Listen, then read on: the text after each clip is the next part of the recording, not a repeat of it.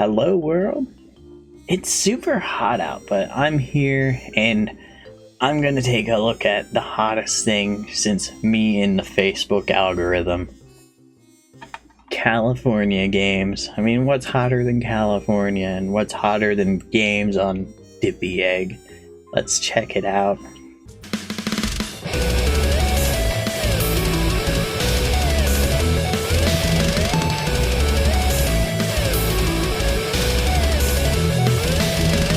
Spawning from the success of Summer Games and Winter Games by Epix comes California Games. Although growing up, California Games was the only one I really heard people talking about.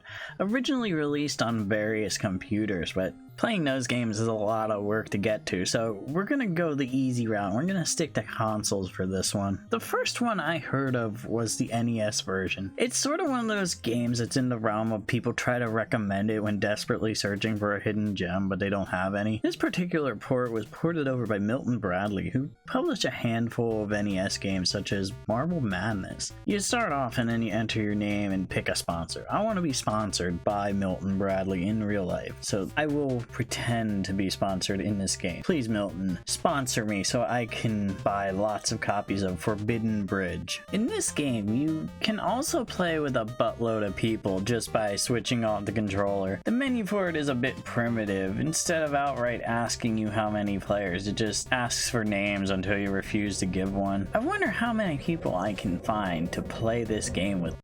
Time to call up some of my buddies to play California Games. Hello? Oh, hey, Poria, what's up? No, I'm not busy. Sure, what do you want to play?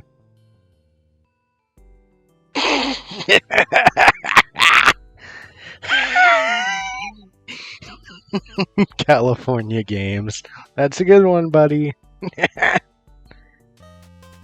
Dang it. Maybe try calling someone else.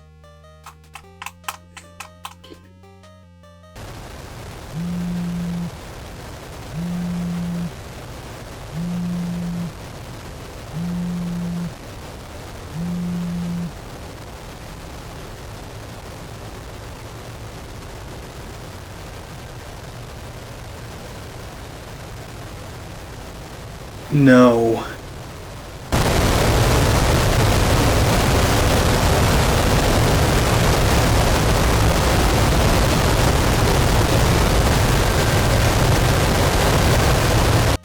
Dang. No one wants to play this game with me. But we're on to our first aforementioned California game, Half Pipe. I grew up in the 90s, so of course I love me some skateboarding games.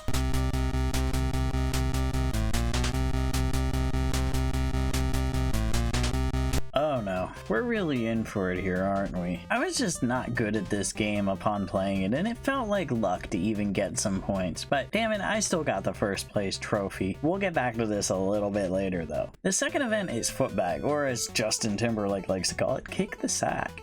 This one is pretty simple as well. You just kick the sack and then once in a while a bird flies by and you get extra points for hitting it. That's super mean. Man, if the internet was commonplace back then, PETA would totally make a really bad Flash game complaining about this. Now to elaborate, these games are very simple. The goal of the Blank Games franchise by Epix is really not to have this in-depth extreme sports experience. After all, given the time frame, it was definitely aiming for more of a mini-game competition feel. Think something like the track and field NES games. The games were more or less pressing the same buttons over and over again in various events, but it was more so the fun of the entire package and the competitive nature of the game that sort of made it okay for these games to sort of be tedious. But how does this hold up is the real question. Well, we're gonna see. So far, it's looking okay. Skateboarding we're gonna have to dive deeper into, and Footbag is fine for what it is. I don't hate it or anything, but the next event event is surfing. Now this one is another one in which I will definitely have to do a deeper dive into. The pun is sort of intended there because I couldn't figure this one out at first either. The following event is roller skating. Now this one I figured out right away, but it's not very good in my opinion. You mash the A button over and over again to go forward while avoiding obstacles, which is a little easier said than done. Any slight wrong move and you land flat on your face. Sadly, this beach is out to kill the roller skaters with grass growing out of the sidewalk, beach balls, and bagels I think, but they look more like discarded human bones. After you fall 3 times, you're done. You get first place somehow if you're the only one playing this event, but I don't feel like I won this event because I wasn't very good at it. You got BMX after this, which is probably the funnest game of the batch, but as you can see, I'm also very bad at this, but that's more so my fault. The game is definitely scuffed, but I'm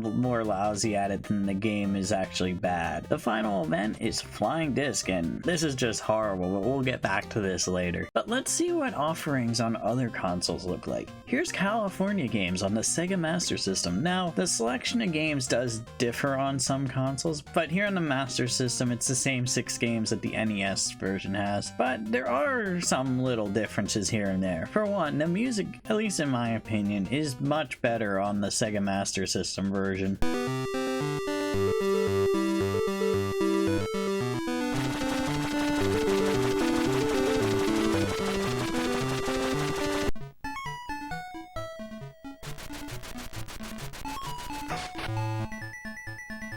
The music just sounds so Sega Master System-y. This time we're sponsored by Casio, and I love their keyboard, so I would be honored if you'd love to sponsor me now. I mean, I get almost 100 views a video. In this game you got the works, and with this I finally figured out how to do the skateboarding minigame, and it still doesn't wow me. Basically, when you're going down the half pipe you press down, and when you go up you press up. It's pretty basic to grasp, but I still definitely struggle to successfully do tricks here as well. And I can't, in all fairness, recommend this skateboarding minigame. Footbag also seems to have taken a turn for the worse.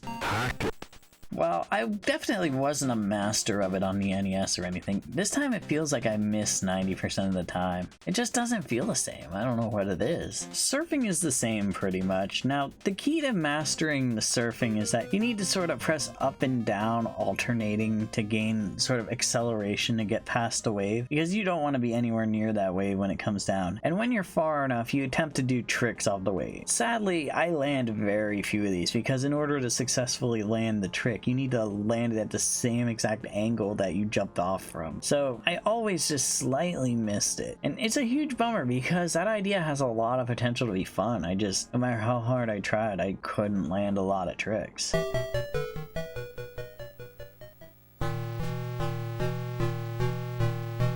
Rollerblading is very similar, but they opted to do a different control scheme for this one, alternating between up and down to skate. It's not particularly comfy to do, and I mean, I actually got somewhat okay at this, but it still does have the same hot fall on your face action.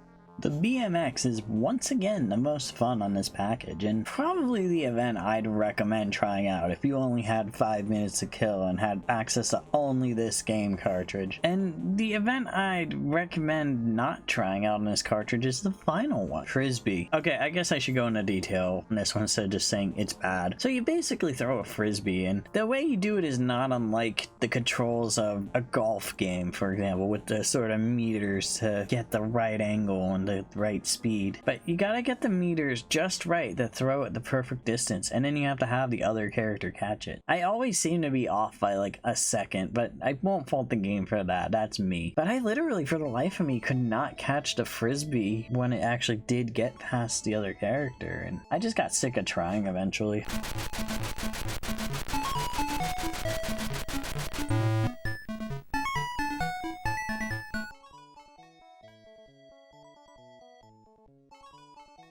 I'm still not sold on these California games, so why don't we go back even further and take a look at California games on the Atari 2600 and the 7800 and the Sears Telegames Video Arcade. Yeah, I'm not joking. This game actually exists on the Atari 2600. Summer games and winter games also made it here as well. In this version, you have only footbag, halfpipe, surfing, and BMX. But this is certainly a very ambitious port, complete with the full California experience in the form of an incredibly trippy title screen, and it even has music.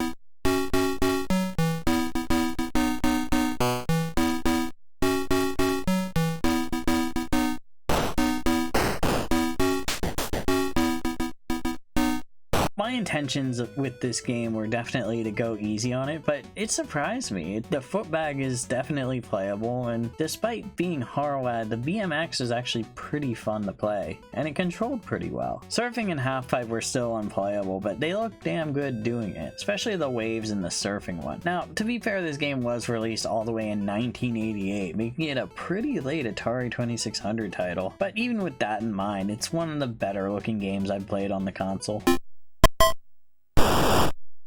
But if 8 bits doesn't work, then surely 16 bits will work. We got California games on the Sega Genesis. While the Atari 2600 version had to compromise by missing 2 games, surely we'll get back on track with the full roster here. Five games? The Sega Genesis version has less games than the Sega Master System and the NES version? That's kind of bizarre. This time, they omitted the flying disc game, which, given my experience with it in the 8-bit console versions, might actually count as a positive here. First, of course, you got the halfpipe, which, despite non-stop trying, was still a disaster to play. I could never land tricks the right way, and I'd always fall flat on my face. The player I'm playing as is probably gonna need some facial reconstruction surgery after I'm done with this game. I'm really trying here, but I just can't get a feel for the game. After that is footbag, which played fine. At least it didn't stress me out as much as the Master System one, and I actually felt like I was hitting something more times than not. Though, I have to be honest, the best version of footbag I played was probably on the Atari 2600 version. A sentence I never thought I would say. Next up is surfing. Here we go again, and once again, I did not enjoy playing this, and for some reason, it might be something I did, but it almost felt like it was luck that if my surfer would actually outrun the wave, and by the time I did, I'd be too nervous to successfully land a trick. Roller skating follows, and this one's playable, but like I said before, I hate the control scheme. Once again, it's the up and down alternating control to move the skater while jumping to avoid the obstacles on the deadliest beach in America. After you fall enough times, the game ends, and the music that plays kind of sounds like sad RPG death music.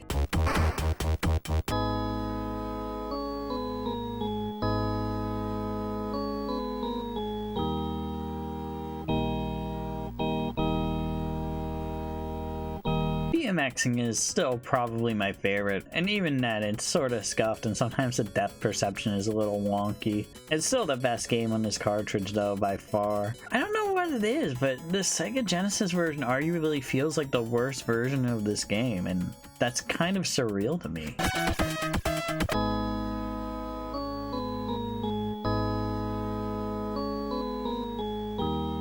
You know, the Sega Genesis has so many classic games like King Salmon, but California games is just a bust, so this game's better off just playing kick the sack with it.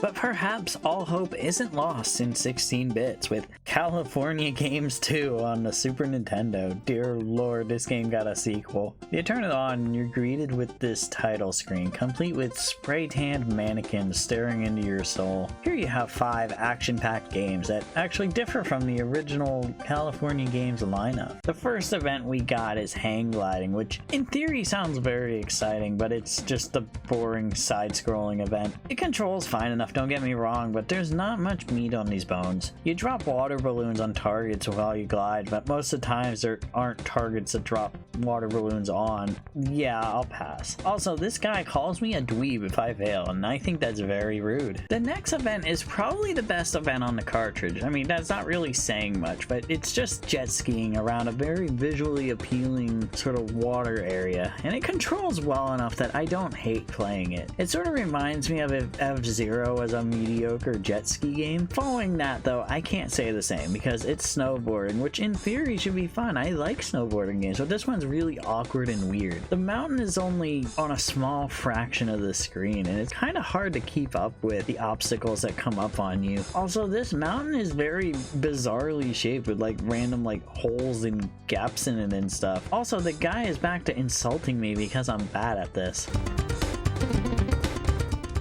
I'm not a dweeb, you bullcut piece of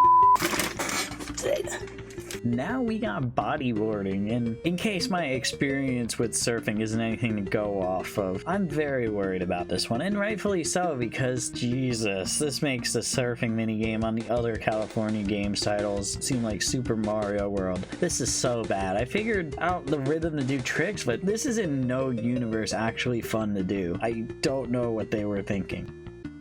The final game is another skateboarding game, only it's from a behind the back perspective and you're riding down the pipe doing tricks along the way. This one's at least better than the disaster of a game that Half Pipe is, so I give it credit for that, but it's still kind of meh.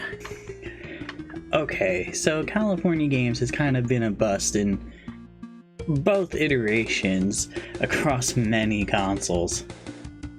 So all we have left is our final hope. Once again, our hopes lie in the Atari Lynx.